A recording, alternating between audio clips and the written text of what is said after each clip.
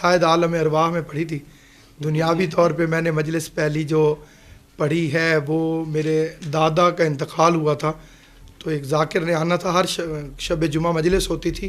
ہمارے والد مرحوم عزاداری میں خدا نے انہیں بہت زیادہ بہتر ترین مواقع استعمال کرنے کا فن عطا کیا تھا. ہمارے خاندان میں کوئی شادی ہو، کوئی میت ہو، وہ اس بہانے میں رہتے تھے کہ میں ذکر حسین منعقد کراؤں. تو ہمارے دادا کے انتقال پہ ہر شب جمعہ مجلس ہوتی تھی. تو ایک ذاکر نے آنا تھا، وہ نہیں آ سکے.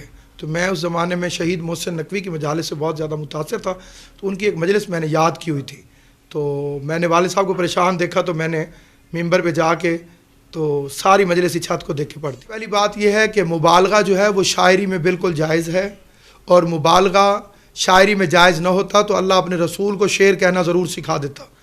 باقی جو بات مبالغے کی آتی ہے اس میں صرف اور صرف یہ ہے کہ ملاؤں کو اور دشمنان اہل بیت کو صرف مولا علی کے فضائل میں مبالغہ نظر آتا ہے کہ صاحب مولا علی نے یہ کیسے کر دیا، وہ کیسے کر دیا، چھوٹے سے تو کیسے بولے، 2 انگلیوں سے خیبر کا دروازہ کیسے اکھاڑ دیا. بھائی پہلے قرآن تو پڑھو.